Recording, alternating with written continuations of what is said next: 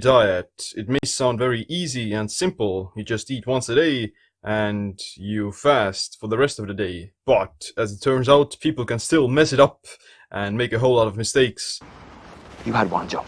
Just the one. Before you carry on, watch this video about the 7 biggest OMAD mistakes. 1. Eating too close to bedtime. Most people who are doing intermittent fasting, they skip breakfast, have lunch or dinner, and they tend to backload most of the calories into the later parts of the day. In my opinion, it doesn't really matter when you consume your food, as long as you couple it with proper training and you don't overconsume calories. Some research shows that early time-restricted feeding between 8 AM and 2 PM improves 24-hour glucose levels, alters lipid metabolism and circadian clock gene expression. However, that study was compared to a non-fasting group eating between 8 AM and 8 PM. Of course, early time-restricted feeding is better because it's actually going into a fasted state, whereas the control group isn't even intermittent fasting. An 8-hour time-restricted feeding window between 10 AM and 6 PM has also been shown to reduce blood pressure, lower body fatness, and improve cholesterol profile. The actual benefits of intermittent fasting and time-restricted eating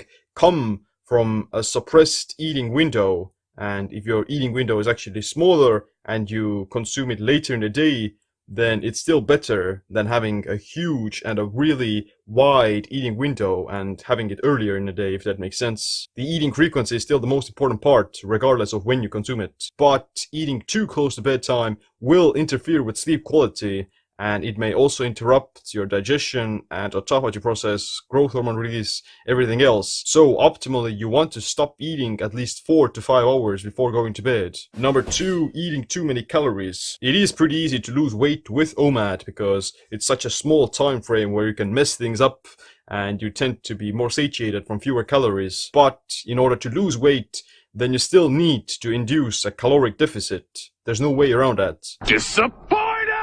You can definitely gain weight on OMAD quite easily if you're not paying attention to your calories. It's not necessary to count every gram and macro you consume, but you do want to look at how many calories you're actually eating.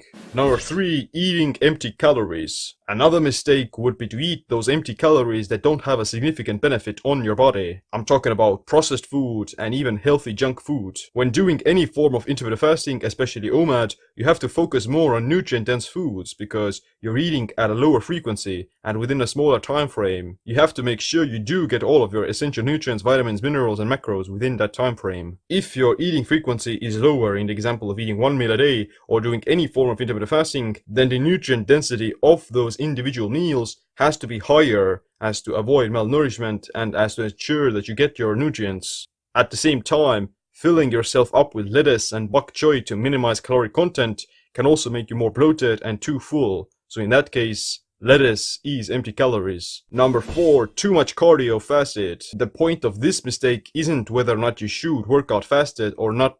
Working out fasted is perfectly fine, and it's gonna show great results for most people. It's just that doing too much cardio as your main form of exercise will not give you the body composition and the results that you want.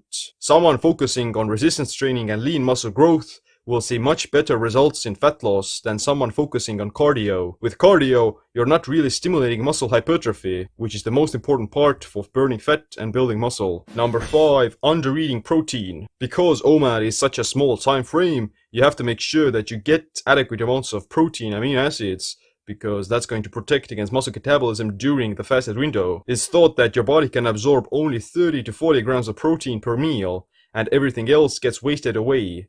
However, that's based on the idea that you only need about 20 to 40 grams of protein to maximize muscle protein synthesis. Your body will absorb all the protein you consume. It's just going to down-regulate the speed at which it absorbs it, and it's just gonna take longer for you to get all of that protein. So, regardless of eating OMAD, you can still eat most of your protein in one sitting, and you're gonna absorb all of it.